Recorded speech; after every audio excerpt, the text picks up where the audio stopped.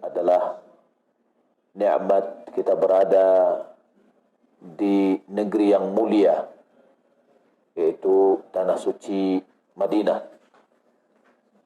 di mana Nabi sallallahu alaihi wasallam bersabda, "Al-Madinatu khairul lahum law kanu ya'lamun." Madinah lebih baik bagi mereka jika mereka mengetahui. Salat dan salam semoga dan anugerahkan Allah Subhanahu wa taala kepada Nabi kita Muhammad sallallahu alaihi wasallam. Allahumma shalli ala Muhammad wa ala ali Muhammad. Sebagaimana yang diinformasikan, insyaallah taala Bapak Ibu yang dimuliakan Allah Subhanahu wa taala, di travel kita ini kita berupaya untuk memberikan yang terbaik. Yang pertama adalah berupaya bagaimana amalan-amalan kita bisa diterima oleh Allah Subhanahu wa taala. Maka perjalanan kita tidak hanya berupa bentuk perjalanan untuk ibadah masing-masing kita, akan tetapi kita juga mengisi waktu kita yang sedikit guna untuk mengingatkan kita akan kebaikan-kebaikan. Sebagaimana Allah Subhanahu wa taala berfirman, "Wa dzakir fa inna dzikra tanfa'ul lil mu'minin." Atau tanfa'ul mu'minin. Maka berikanlah peringatan. Sesungguhnya peringatan itu bermanfaat bagi orang-orang mukmin. Bapak Ibu yang Allah Subhanahu wa taala, pada kesempatan ini pertama kita ingatkan diri saya sendiri dan kita semua bahwa apapun amalan yang kita lakukan, apapun ibadah yang kita kerjakan, dia akan diterima oleh Allah Subhanahu wa taala apabila dia menemui atau memenuhi dua syarat yang penting. Yaitu yang pertama adalah ibadah kita itu kita kerjakan hanya semata untuk Allah, bukan untuk orang lain. Bukan ingin dipuji, bukan ingin disanjung. Apalagi pada zaman sekarang ini banyak sekali hal-hal yang bisa menggoda kita, yang merusak ibadah kita, dan yang menyibukkan kita juga dari ibadah. Adanya media sosial atau HP yang kita Allah Subhanahu wa taala berikan kepada kita nikmat dalam media ini, akan tetapi juga dia akan bisa menjadi bencana bagi kita apabila kita gunakan, akan merusak ibadah kita, yaitu kita beribadah ingin dipuji oleh orang. Ibadah karena Allah Subhanahu wa taala ini adalah syarat pertama. Ayakuna antakuna al-ibadatu khalisatan lillahi ta'ala. Adalah ibadah kita ini betul-betul hanya murni untuk Allah. Bagaimana bentuk murni itu? Bisa kita lihat dari firman Allah Subhanahu wa taala dalam surah Al-Insan, "Innama nut'imukum liwajhillah la nuridu minkum jazaan wala syukura." Kita sering mengatakan, ini saya melakukan karena Allah, ini lillah. Akan tetapi kalau seandainya tidak ada pujian, kita terkadang pada hati. Kalau tidak ada balasan, kita pun hanya berhenti sampai di situ. Sementara kita mengatakan ini karena Allah. Bagaimana patokan bahwasanya amalan itu karena Allah Subhanahu wa taala semata? Allah katakan, "Innama nut'imukum liwajhillah." Hanya saja kami memberimu makanan karena wajah Allah. Seperti apa? La nuridu minkum jazaan wala syukura. Kami tidak menginginkan darimu balasan dan tidak juga ucapan terima kasih. Artinya, seorang beribadah kepada Allah Subhanahu wa taala, dia tidak pernah nunggu-nunggu balasan. Ya. Tidak pernah menunggu pemberian. Tidak pernah menunggu feedback yang harus dia dapatkan. Tetapi dia berikan terus karena Allah Subhanahu wa taala. Ada atau tidak ada, dia lakukan itu karena Allah Subhanahu wa taala. Dan tidak juga ada pujian dan sanjungan, atau tidak juga dengan mengharapkan terima kasih. Terkadang kita memberi, akhirnya kita mengatakan, sudah sekian kali saya memberi, masa tidak pernah satu kali pun dia mengucapkan terima kasih kepada saya? Kok gersang banget sih gitu ya. Berarti kita mengharapkan adalah syukura, ucapan, penghargaan. Maka ulama mengatakan bahwa ibadah karena Allah itu dia tidak bertambah karena pemberian, dan dia tidak berkurang karena kegersangan. Tapi dia terus melakukan. Nah, begitu juga kita ketika kita beribadah.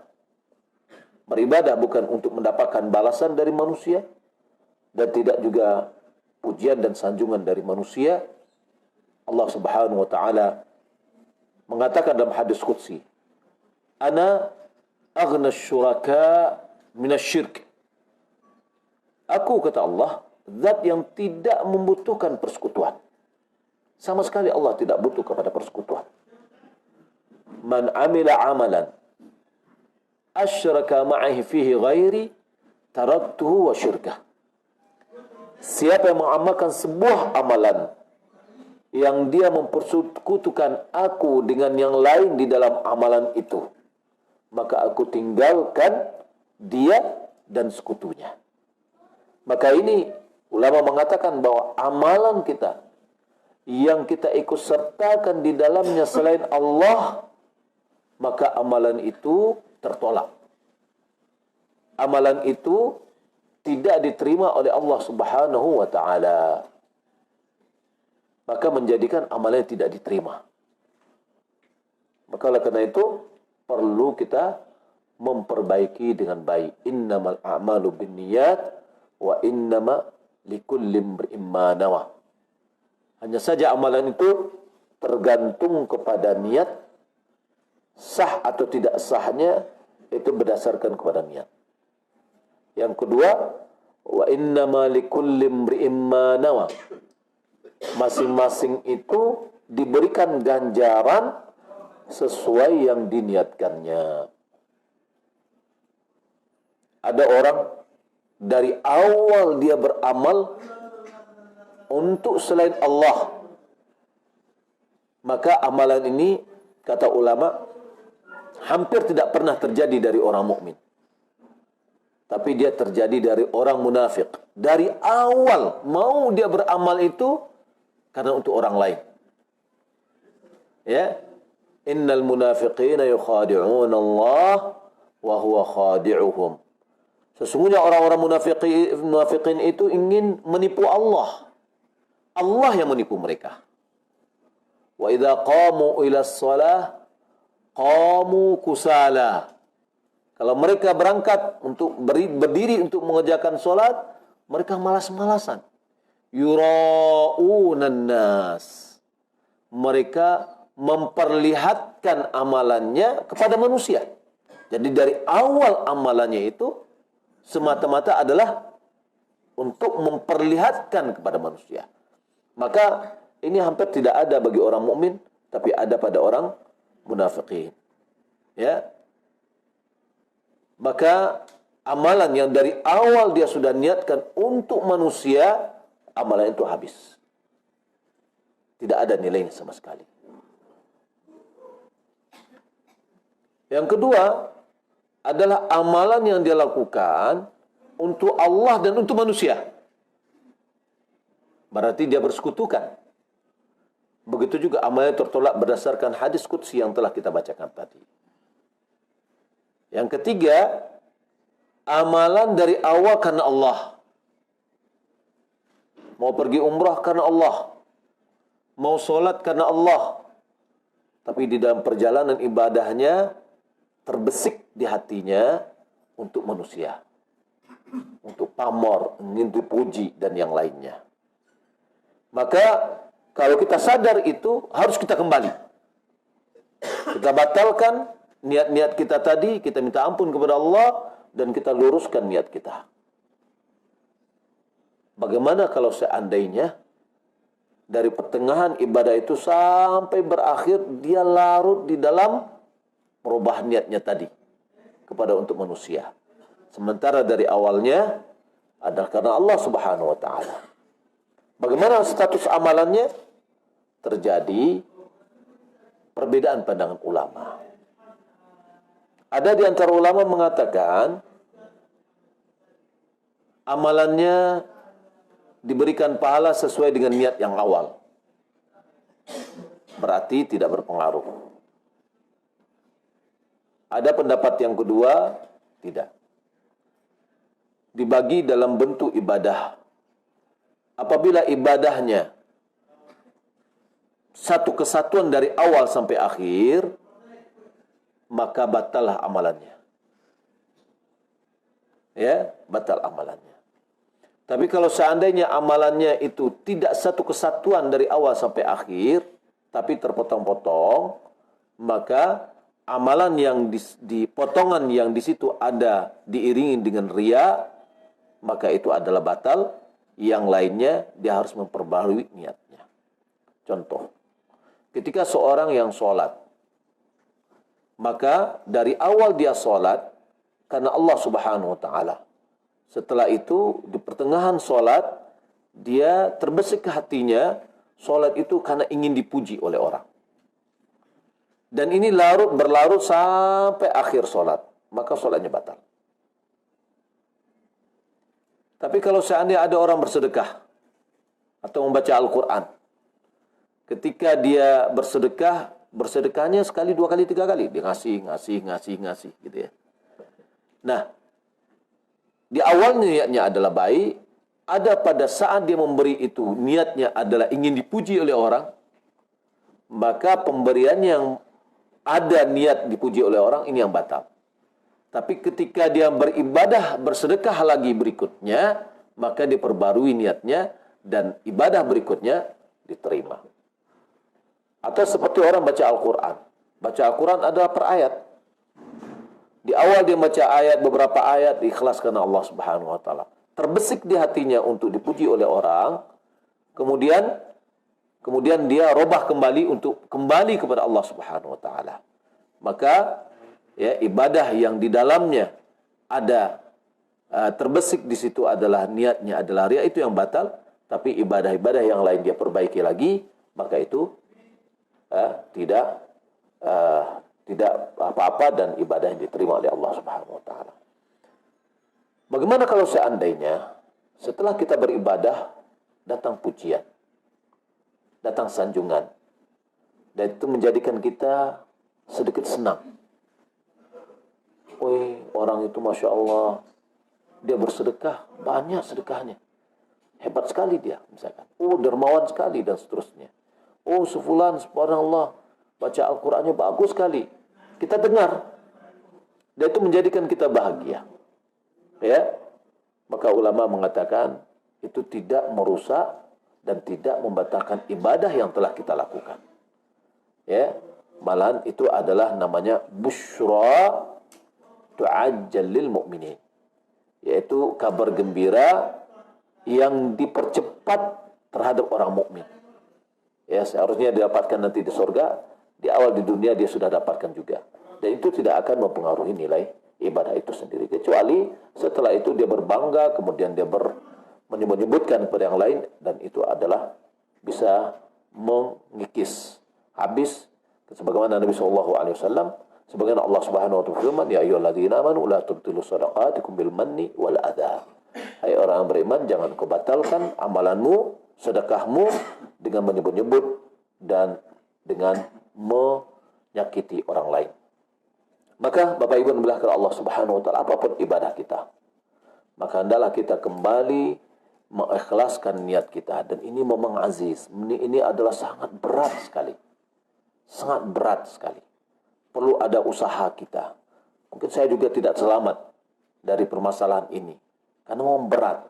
Hati terkadang sedikit tergelincir aja sudah mulai akan untuk pamor dan yang lainnya.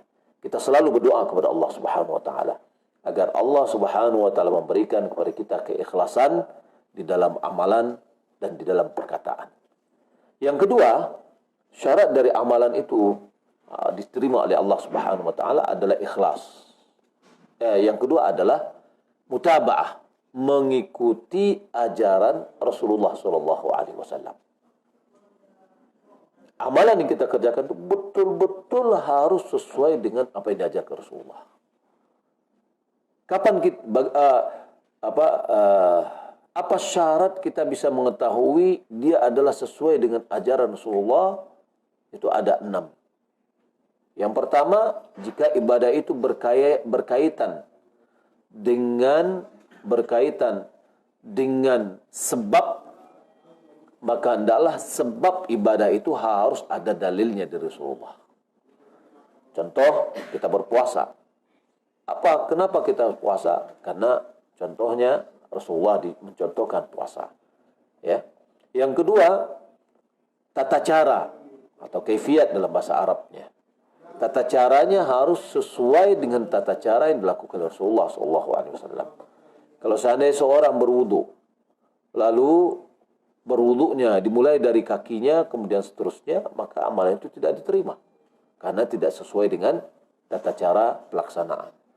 Kemudian yang ketiga adalah harus harus sesuai dengan jenis. Jika seandainya ibadah itu disyaratkan dengan jenis. Sebagai contoh, berkorban. Berkorban adalah dengan jenis binatang ternak. Binatang ternak itu adalah onta, sapi, dan kambing. Kalau seandainya ada orang berkorban, ibadah korban, tapi tidak dari 3 jenis tadi, maka ibadah korbannya tidak diterima. Seperti ada orang berkorban dengan 1 kandang ayam, misalkan. Ya, maka itu tidak diterima. Kenapa tidak diterima sebagai ibadah korban? Karena bukan dari jenis itu. Nah, termasuk juga pendapat yang terkuat di dalam masalah kita membayar zakat fitr. Zakat fitrah. Zakat fitrah itu adalah yang kita keluarkan adalah jenis makanan. Jenis makanan. Maka hendaklah kita keluarkan dalam bentuk makanan. Nah, maka oleh karena itu, ya, ada orang yang merubah makanan apa? Makanan pokok. Kalau seandainya yang dikeluarkan itu adalah baju baru, lalu ada orang mengatakan, ini adalah zakat fitrah saya berupa baju baru. Saya lihat karena di rumah ini belum ada yang pakai baju baru, maka saya belikan langsung. Itu nggak diterima. Kenapa? Karena tidak sesuai dengan jenisnya. Atau misalkan lihat masuk ke rumahnya, wah ini sofanya kurang bagus, dibelikan sofa baru. Dengan mengatakan ini adalah zakat fitr, tidak diterima. Karena dia bukan dari jenis yang telah ditentukan. Nah, bagaimana dengan uang? Uang begitu juga. Zaman Nabi SAW ada uang, yaitu dinar dan dirham. Kalau seandainya itu adalah hal yang dibolehkan, tentu sudah diisyaratkan oleh Nabi SAW tentang hal itu. Sa'id bin Musayyib, Abi Sa'id Al-Khudri radhiyallahu taala dalam hadis keluarga Muslim, katanya, kunna nukhriju fi ahdi Nabi sallallahu alaihi wasallam zakat al-fitr sa'an min ta'am. Kami dulu pada zaman Nabi sallallahu alaihi wasallam mengeluarkan zakat fitr 1 sa' dari makanan. Wa kana ta'amuna yauma'id. Adapun makanan kami pada hari itu adalah at-tamr wasya'ir wal-aqit waz-zabib. Makanan kami pada saat itu adalah korma, syair. Syair itu adalah gandum. Sekarang ini, Orang tidak makan syair lagi, karena syair itu makanan ternak jadinya. Ya, dahulu adalah makanan manusia. Ya, kemudian zabib. Zabib itu adalah kismis. Jadikan makanan pokok. Al-aqid itu adalah susu yang dikeringkan. Ya, dia tidak bentuk tepung, tapi dia dibulat-bulatkan atau dibentuk kue dia. Ya, kemudian dimakan. Itu menjadi makanan pokok pada saat itu. Maka ulama mengatakan dikiaskan kepada makanan pokok. Apapun makanan pokok di sebuah negeri, itulah yang dikeluarkan zakat fitrnya. Maka uang ya tidak bagian dari jenis yang diperintahkan. Ya. Oh, kan bisa membeli beras, kan bisa membeli baju. Tadi kita katakan baju aja kok nggak bisa diterima. Supaya jangan susah-susah dia pergi ke pasar, kita beli dia baju. Ya, itu tidak terima karena bukan jenisnya. Ya. Bapak Ibu berkata Allah Subhanahu wa taala. Kemudian yang keempat, apabila ibadah itu terkait dengan jumlah, ya, maka harus kita lakukan sesuai dengan jumlah yang disyaratkan. Contoh salat zuhur dikaitkan jumlahnya. Salat asar begitu juga subuh dan seterusnya. Kemudian kita berzikir, ada yang dikaitkan dengan jumlah tertentu, maka kita beribadah sesuai dengan jumlah tertentu. Kemudian apabila ibadah yang kelima, apabila ibadah itu terkait dengan tempat, maka ibadah kita sesuai dengan sunnah apabila kita lakukan pada tempat yang telah ditetapkan oleh sunnah. Contoh tawaf. Tawaf tempatnya adalah sekeliling Ka'bah. Maka orang yang beribadah tawaf dilakukannya adalah di sekeliling Ka'bah. Apabila dia melakukan di tempat yang lain, maka amal itu adalah batil. Ya, walaupun dia mendekatkan diri, niatnya mendekatkan diri kepada Allah Subhanahu wa taala. Kemudian wukuf di Arafah. Ada syarakat dan di areal atau di Arafahnya. Jika seandainya ada orang wukuf pada saat Arafah itu, dia tapi di luar area Arafah, maka tidak diterima. Ya. Kemudian berhubungan dengan waktu. Apabila ibadah itu berhubungan dengan waktu, maka harus dilakukan sesuai dengan waktunya. Nah, dengan demikian yang 6 ini, apabila kita melakukan sesuai dengan yang ditentukan oleh Nabi, maka itulah ibadah kita yang sesuai dengan sunnah Rasulullah SAW. Agar ibadah kita menjadi lebih baik, kalau tadi ada syaratnya 2, diterima. Kenapa? Karena sesuai dengan kriteria yang telah disebutkan. Sebagai contoh misalkan, kalau Bapak Ibu mengenal dengan misalkan ada tender di sebuah instansi atau sekolah atau proyek, ada tender. Pasti tender itu ada kriteria atau spek yang diminta. Ya, besi sekian, batunya ini jenisnya, dan seterusnya. Nah, tender atau supply kita akan bisa diterima apabila sesuai dengan kriteria yang diminta. Ya. Nah, amalan kita tadi apabila kita melakukannya sesuai dengan yang diminta, kemudian ada keikhlasan, ya, maka diterima. Namun nilainya akan berbeda. Perbedaan nilai ini akan kembali kepada adalah didorong oleh rasa cinta di dalam kita melakukannya. Saya sering memberikan ibarat adalah kepada orang, anak-anak yang membuat pekerjaan tangan.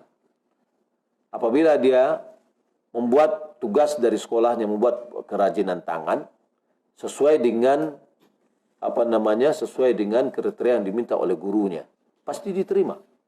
Tapi apakah nilai mereka sama semua? Tidak. Apa yang menyebabkan nilainya tinggi adalah kecintaannya di dalam melakukan perbuatan tersebut. Maka oleh karena itu, ibadah pun supaya dia berkualitas tinggi ada terpenuhi 3 syaratnya. Yang pertama adalah al-khauf, rasa cemas. Cemas ibadah kita tidak diterima. Yang kedua adalah roja, harap. Adanya rasa harap bagaimana ibadah kita diterima. Yang ketiga adalah mahabbah. ada rasa cinta kita untuk melakukan amalan itu. Maka ini ulama juga mengatakan ini ada sebuah rukun dari ibadah yang menjadi ibadah kita itu berkualitas. Maka dalam hal ini seperti apa yang disampaikan oleh Nabi Shallallahu Alaihi Wasallam, man soma Ramadhana imanan wa ihtisaban ghufir lahu ma taqaddama min dzambih. Siapa yang berpuasa bulan Ramadan imanan, didasari oleh keimanan, wa ihtisaban, didasari oleh mengharapkan pahala dari Allah.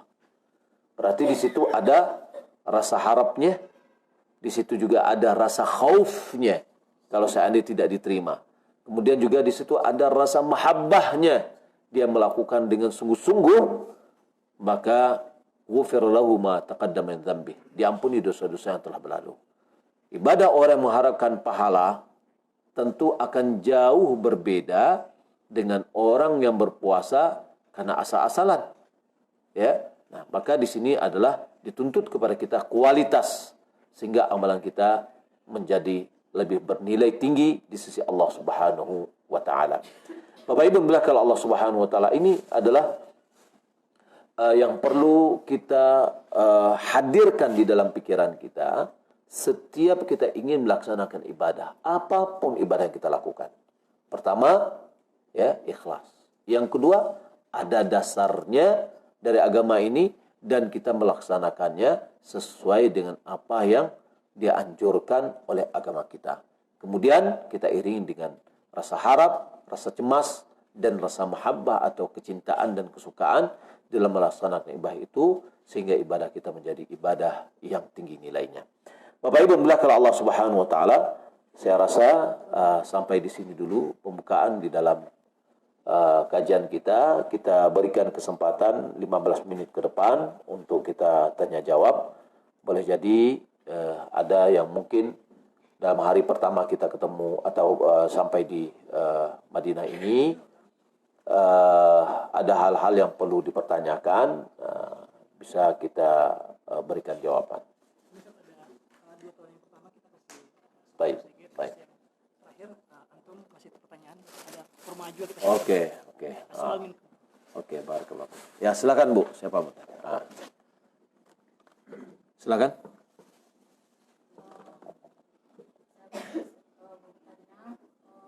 Kita kan bersedekah. Bersedekah itu terpancing dari orang-orang bersedekah Jumat Barokah. Kemudian setelah kita terpancing Jumat Barokah, kita sedekah. Kemudian kita berharap kepada Allah sedekah kita itu Allah balas dengan rezeki yang melimpah. Apakah itu dibenarkan atau gimana? Baik. Yang pertama, terpancingnya kita dalam bersedekah karena adanya orang bersedekah atau tidak? Ya. Atau ada orang lain yang bersedekah duluan? Kita lihat di FB, kemudian nampak orang sedekah Jumat Barokah, Jakarta, kemudian kita bilang seperti itu. Kita berharap rezeki yang banyak dari Allah balasannya. Baik. Orang beribadah untuk mengharapkan dunia, dia akan dapatkan. Tapi dia tidak dapatkan akhirat. Man kana yuridu hayatad dunya wa zinataha nuwaffi ilaihim a'malahum fiha wa hum fiha la yubkhasun. Ya, siapa yang mengharapkan kehidupan dunia dan perhiasannya, maka kami akan sempurnakan amalannya di dalamnya dan mereka tidak dirugikan. Ulaika laisa lahum fil akhirati illa an-nar. Mereka itu tidak ada bagi mereka di akhirat kecuali api neraka. Kenapa? Karena dia sudah berharap balasannya di dunia. Pahalanya sudah diberikan di dunia. Ya. Oh, kan ada balasannya, kan ada memang.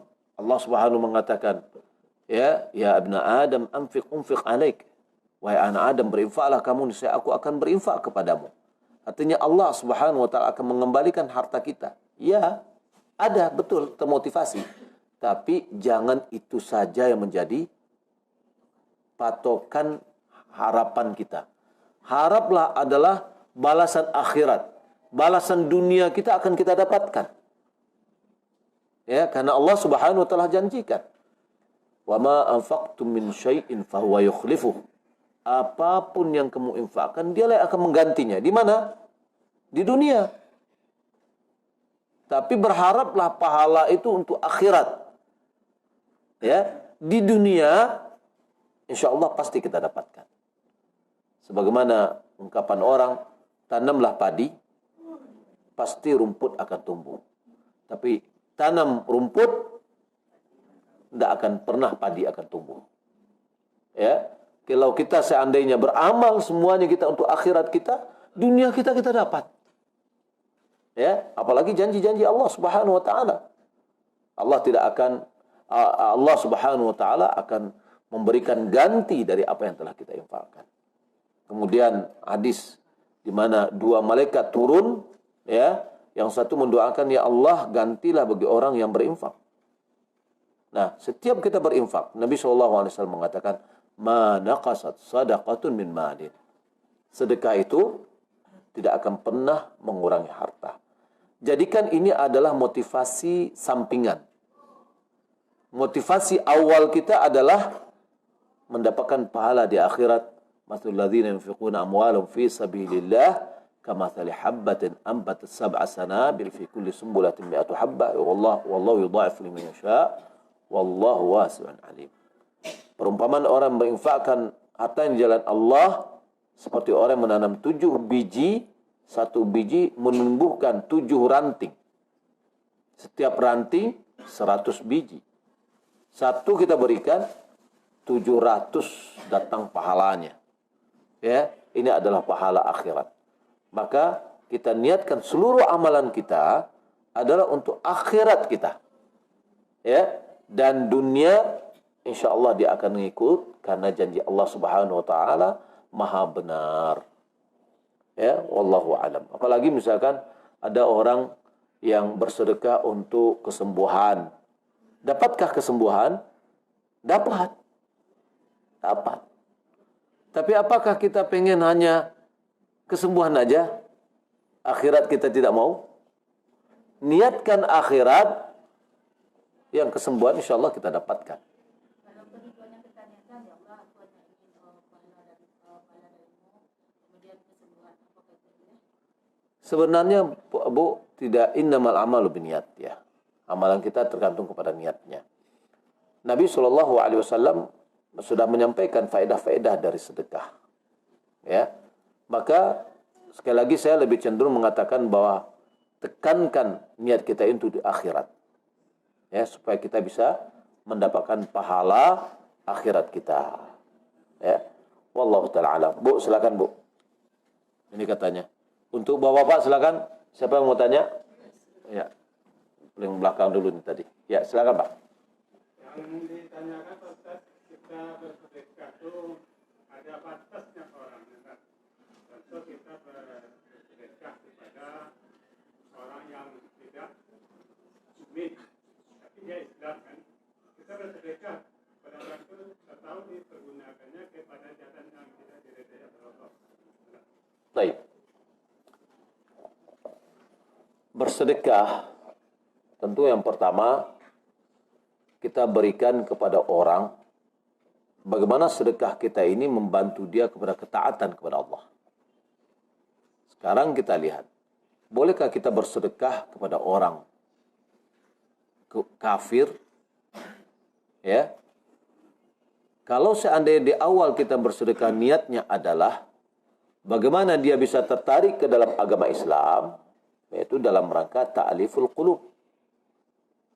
Ya, maka itu adalah boleh walaupun dia orang kaya. Nabi SAW memberikan kepada Umayyah bin Safwan bin Umayyah, tokoh Quraisy yang sangat membenci Rasulullah. Sangat membenci Rasulullah. Ya. Dan bapaknya mati dalam perang Badar. Di waktu setelah perang Hunain, Nabi kasih dia 100 kambing. Kemudian 100, kemudian 100, 300 kambing. Oh, dia orang kaya.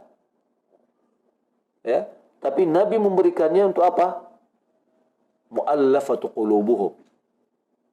orang yang didekati hatinya tertarik ke agama Islam. Apa kata Sofwan bin Umayyah?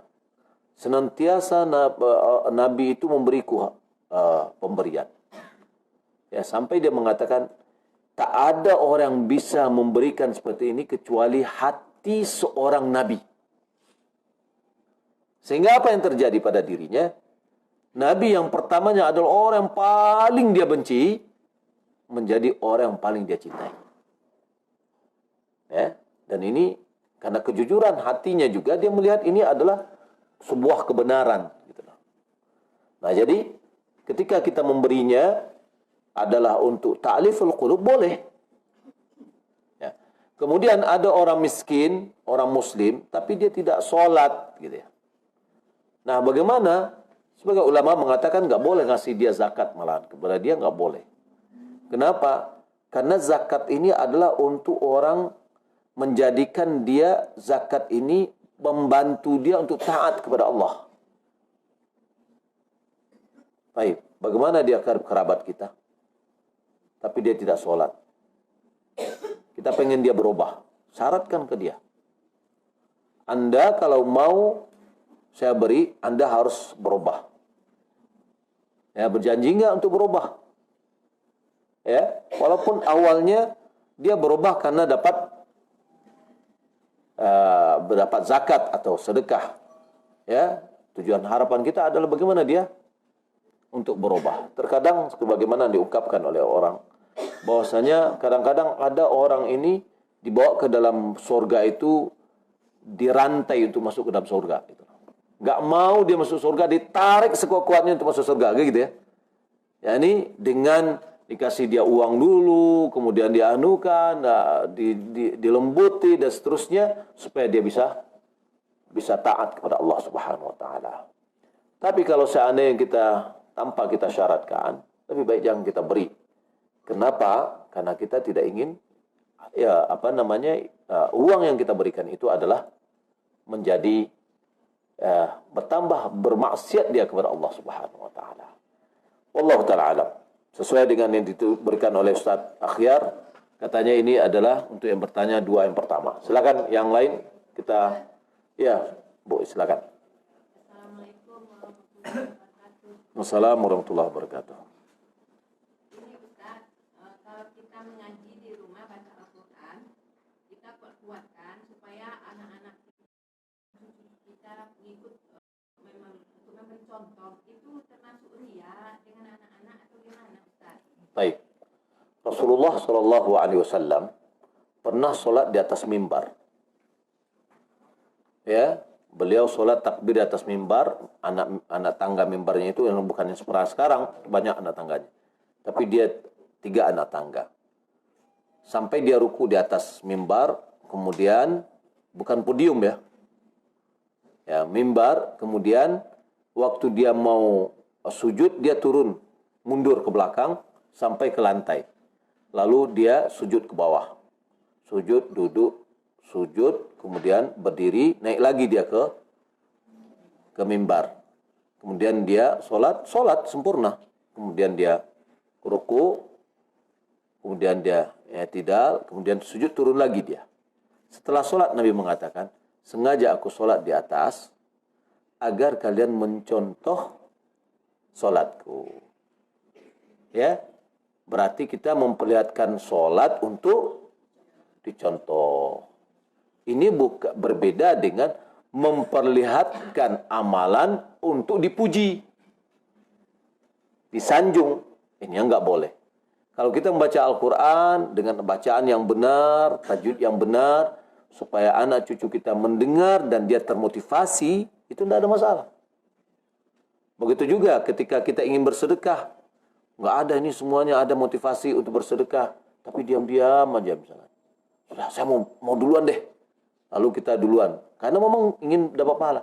Tahu-taunya supaya orang lain terpancing misalkan. Sudah, yang lainnya ikut juga karena ada yang satu membuka. Sudah, yang pertama mendapatkan pahala orang-orang yang mengikutinya setelahnya. Ya, paling banyak dia dapat. Tapi ingat, memang benang merahnya antara lillahi dengan antara yang tidak lillah itu sangat tipis sekali. Ya. Nah, ini perlu pembenahan pada diri kita. Jadi intinya bacaan yang seperti tadi itu tidak termasuk riya dan itu adalah boleh karena ini ada dalam rangka memotivasi dan dalam rangka ta'lim. Wallahu a'lam. Silakan. Assalamualaikum warahmatullahi wabarakatuh.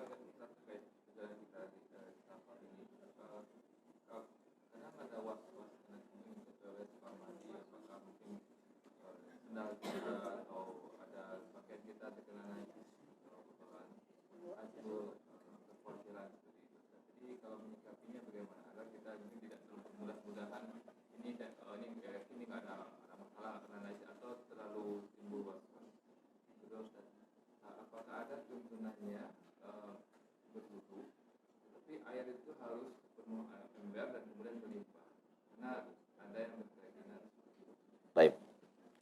Yang pertama bahwa di dalam masalah kain kita kena najis, muncul was-was.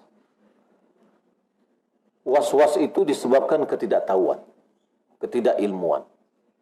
Ya, maka tidak perlu kita was-was. Kalau seandainya kita yakin memang tidak ada kena, maka diperlukan di sini adalah kehati-hatian. Maaf, contoh misalkan, kalau bapak yang pakai celana panjang misalkan, ketika dia ke WC, ya dia gulung kainnya dulu untuk bagian dari kehati-hatian. Ya, nah jadi itu diantaranya. Kalau seandainya kita kadang ketika sudah cebok itu kadang-kadang merasa sedang sholat, ada keluar nggak ya? Oh kok ada basah rasanya. Nah ini caranya bagaimana? Caranya adalah, itu kan was-was tuh. Ambil air, bercikkan ke celana kita. Ya, air itu dibercikkan ke celana kita. Nah, maka yang pasti ketika kita dalam sholat terasa dinginnya kena air apa? Air bercikan. Untuk menghilangkan was-was itu adalah air kencing. Ya kan tadi berwudu. Ibu ketika berwudu, ya misalkan setelah buang air, ya bercikan air itu ke celana. Berarti ada bagian yang agak basah gitu ya. Nah, ketika dia kena menempel, tentu kulit kita ini sensitif dia kan. Dia merasa ada basah. Maka yang basah itu adalah itu bercikan saya tadi. Itu menghilangkan was-was. Ya. Nah, jadi kalau seandainya kita udah pasti bahwasanya itu tidak ada yang kena, sudah dianggap tidak ada permasalahan. Ya, sebagai contoh, kita cebok di pesawat. Ya, bagi kita yang tidak pernah cebok dengan tisu, ya, itu merasa tidak nyaman gitu loh. Baik. Pada zaman Nabi, ya, itu adalah cebok itu atau istinja itu bisa dengan air, bisa dengan batu. Dan itu antara air dan batu tidak sama dengan antara wudu dengan tayamum. Artinya apa? Kalau tayamum itu adalah ganti dari wudu. Tapi kalau batu bukan ganti dari air. Ya, boleh kita ada air, ada batu. Kita boleh pakai batu, nggak pakai air. Boleh. Tapi yang lebih afdal itu adalah pakai air karena lebih sempurna kebersihannya. Nah, ketika kita membersihkannya dengan batu, ya, itu tidak boleh kurang dari 3 batu. Boleh lebih dari itu kalau dianggap lebih membersihkan. Nah, begitu juga dengan tisu, kita tidak boleh kurang dari 3 tisu. Ya, 3 tisu. Berarti sekali hapusnya adalah 1 tisu. Kemudian jangan hapus kemudian dengan tisu itu juga dihapus lagi. Nanti semakin melebar dia. Makanya 1, terus dibuang. ya, dengan tangan kiri kita. Kemudian diambil tisu lagi, kemudian maksudnya 3 kali minimal. Ya. Ulama mengatakan pasti ada sisa, apalagi batu. Namun sisa yang seperti itu ma'fu anhu, itu dimaafkan. Ya. Tapi memang karena tidak karena tidak biasa kayaknya risih gitulah. Ya. Nah, kalau nanti di pesawat kita kan dikasih minum nih. Gelasnya jangan dikasih. Jangan dikembaliin. Simpan dulu sama kita. Nanti mau ke WC bawa itu. Ya, untuk ceboknya itu lebih nyaman. Ya, atau yang tadi kita bisa pakai tisu, memang tisu basah nggak ada ya dia. Tisu yang ada di dalamnya kena air habis dia langsung karena sangat lembut sekali gitu. Nah, namun kita bisa berupaya untuk beberapa kali. Ya. Nah, jadi dengan kita melihat kepada apa yang dilakukan dengan batu, pasti batu tidak akan bisa membersihkan melebihi dari tisu. Ya, tisu akan lebih sempurna daripada batu. Nah, kalau dahulu hanya batu saja, 3 kali itu adalah paling minimal, sudah dianggap adalah bersih, suci. Ya, apalagi lebih dari itu. Jadi tidak perlu ada was-was karena was-was itu muncul karena ketidaktahuan ilmu kita. Dengan ini kita tak perlu lagi was-was. Ya. Taib. Ini yang pertama. Adapun yang kedua, pertanyaan adalah apakah memang kita berwudu itu harus penuh ember? Taib. Pertanyaannya ember yang seberapa? Ya, baskom. Ya, ember di tempat tinggi. Ya. Rasulullah SAW berwudu 1 mud. Ya, 1 mud itu berapa? Ada menakarnya dengan volume, ya, dengan liter ya, bahasa kita itu dengan liter adalah 0,75 liter. yakni botol aqua yang menengah lebih sedikit. Itu kan 600 mililiter. Nah, itu wudunya Rasulullah, dan pernah Rasulullah wudu 2/3 mud. Kalau 75 berarti 2 gelas lebih sedikit dari 2 gelas aqua gitu. Itu wudunya Rasulullah. Bukan kumur-kumurnya Rasulullah. Tapi wudunya dari awal sampai akhir. Dan tidak ada syarat harus terpenuhi ember, itu enggak ada. Mandinya Rasulullah itu adalah 1 sa'. 1 sa' itu adalah 4 mud. 4 mud kalau saya kalikan 0,75 berarti 3 liter mandinya Rasulullah. Bukan 3 bak dan 3 ember. Bukan. 3 baskom, enggak. Nah, jadi malahan sampai kepada khamsat amdad. Ya, ini kurang lebih 3,75. Ya. Nah, jadi tidak benar harus seperti itu. Kemudian ketika kita mandi pakai atau berwudu keran harus air mengalir, tidak. Tapi antara menyapu dengan membasuh perbedaannya adalah mengalirkan air. Baik.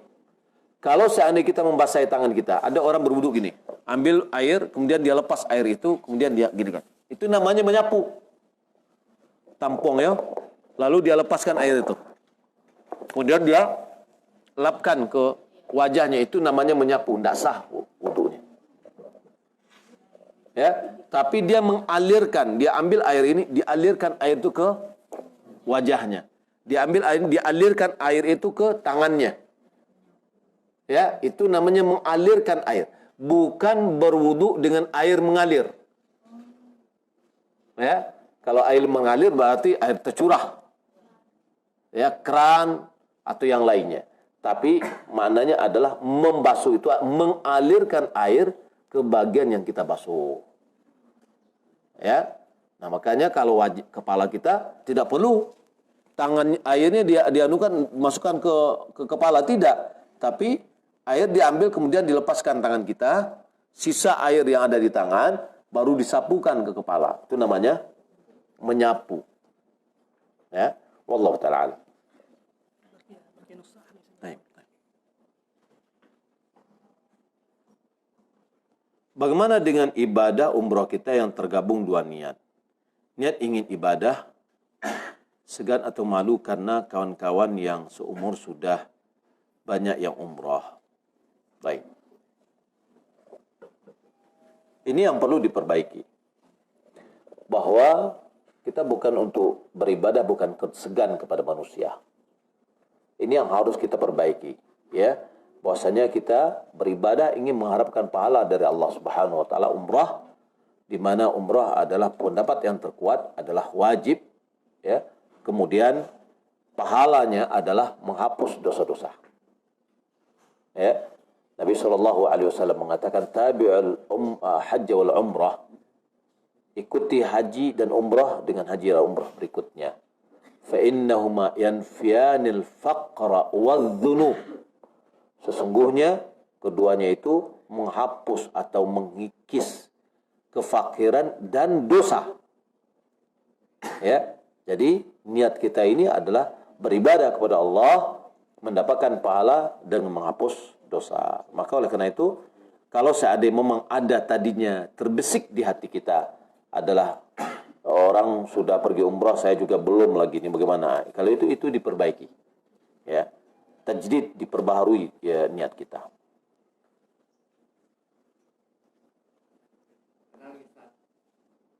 Iya, Pak.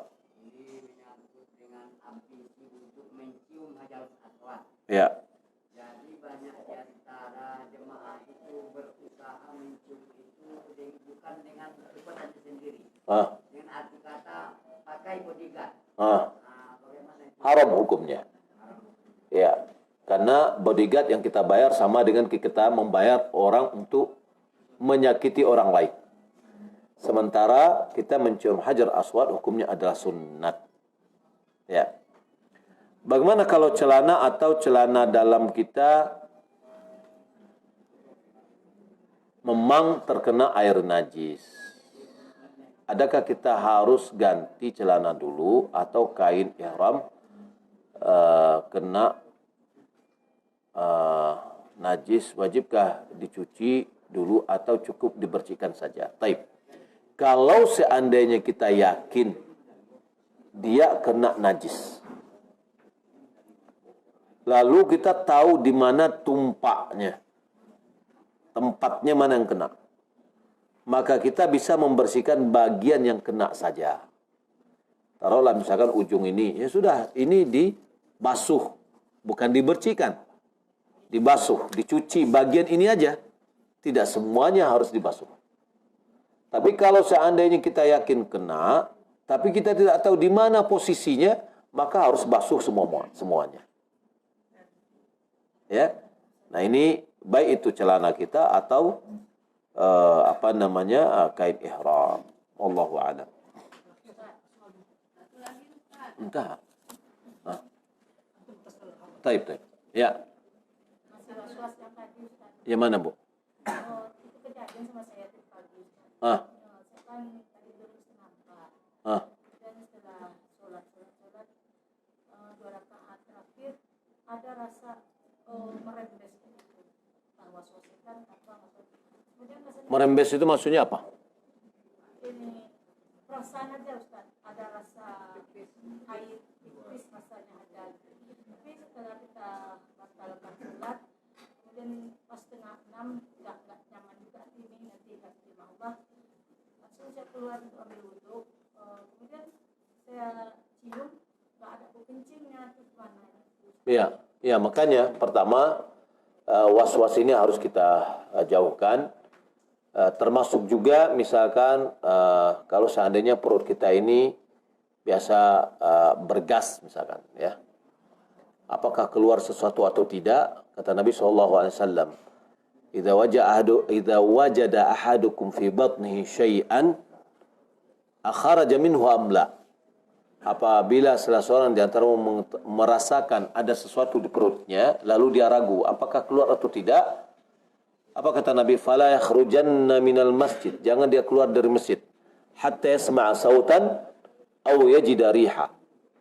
sampai dia mendengar suara atau mencium aroma. Ini kalau seandainya maaf kentut gitu ya. Ini keluar enggak. Ya.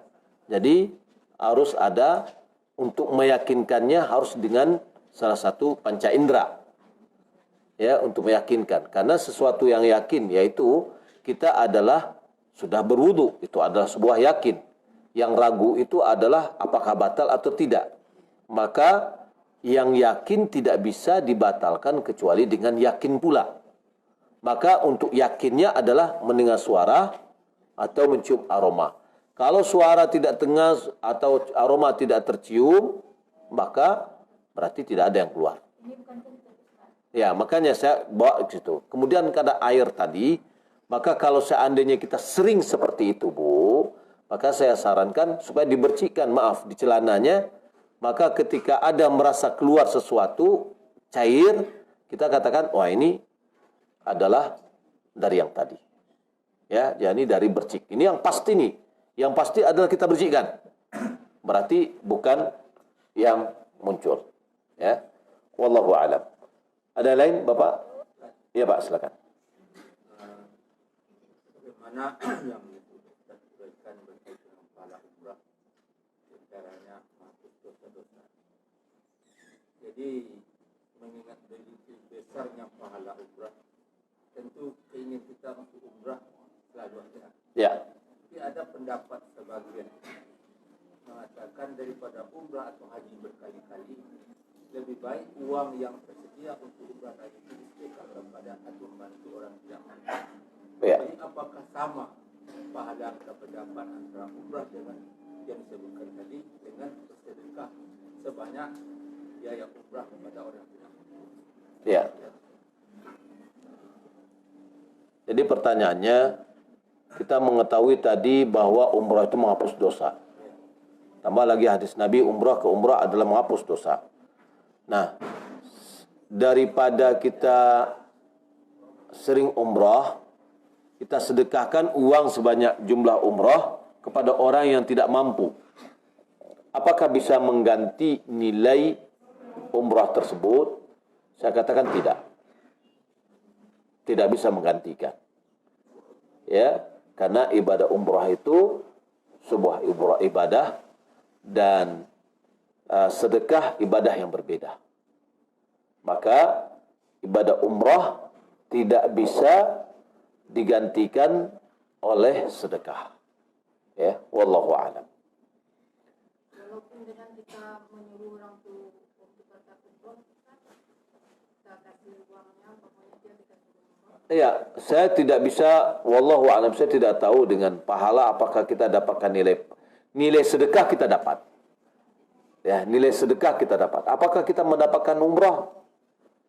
Wallahu a'lam, saya tidak bisa mengatakan demikian. Ya, tapi kalau ingin dapat pahala umrah, maka ibu bisa lakukan setiap hari. Ya, yaitu sholat berjamaah di masjid, kemudian duduk sholat jamaah subuh di masjid, kemudian duduk sampai terbit matahari, kemudian tunggu 1/4 jam setelah itu sholat 2 rakaat, maka pahalanya sama dengan haji dan umrah malahan. Ya.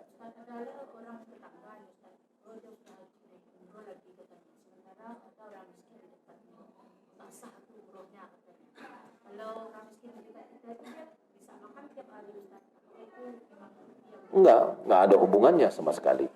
Selama kita menunaikan zakat yang sekali setahun, sudah. Ya, kewajiban kita sudah tertunaikan. Maka kalau seandainya ada orang miskin di sekitar kita, hendaklah kita berikan zakat kita itu kepada orang miskin yang ada di sekitar kita. Baik, silakan Bu. Ustaz, kami besok mau ke Mekah, tapi ada salah satu haid hari ini. Jadi gimana itu Ustaz? Ya, tidak apa-apa. Jadi ibu-ibu, kalau seandainya sekarang haid atau sebelum berangkat dia haid, lakukan apa yang dilakukan oleh jamaah semuanya. Berarti dia ikut berihram tapi tidak boleh sholat. Dia juga berihram dari miqat. Dia mengatakan labbaik Allahumma umrah. Larang-larang ihram berlaku pada dirinya. Sampai dia di Mekah dia belum tawaf dulu. karena dia masih haid, tidak boleh. Ya, kata Nabi SAW kepada Aisyah, isna'i ma yasna'ul hajj. Lakukan apa yang dilakukan oleh haji. Illa alla tatufi bil bait. Hanya saja kamu tidak boleh tawaf di Ka'bah. Jadi niatnya dari sini, nggak boleh dari Tan'im. Ya, tapi di sini. Lalu nanti sampai di Mekah, yang lain umrah, dia tidak umrah. Kalau seandainya, kita di sana kan 5 hari ya. Kalau seandainya hari terakhir dia juga tidak juga bersih, sebelum dia berangkat ke Jeddah, dia tawaf, sa'i, tahallul, baru dia berangkat. Ya. Tapi setelah terakhir. Ya. Nah, jadi itu dihitung sebagai darurat karena dia tidak bisa menunggu masa sucinya kemudian dia berangkat. Baik. Seandainya kita sholat, kemarin kita ada pilek, batuk, jadi kita lebih banyak bergerak, kadang sudah keluar, kadang ya kita banyak kendala, atau kita terlalu banyak bergerak membatalkan sholat. Enggak, Bu. Kalau ibu bisa pakai tisu, ya, ingus ibu lap, kemudian masukkan lagi ke saku, nggak ada masalah. Nggak apa-apa, nggak apa-apa. Karena itu adalah kebutuhan dan tidak membatalkan sholat kita. Baik, Bapak Ibu, ini ada hadiah. Siapa yang bisa menjawab pertanyaan? Ada yang mau menjawab pertanyaan? Silakan nunjuk tangan. Ya. Nah ini tuh Dano nunjuk. Ya, saya mau melihat orang berani dulu, Bu. Mana yang berani? Kan pertanyaannya terserah saya kan? Terserah murah atau apa gitu kan? Tapi lihat keberanian dulu. Silakan. Sebutkan 6 dari kriteria amalan itu sesuai dengan sunnah.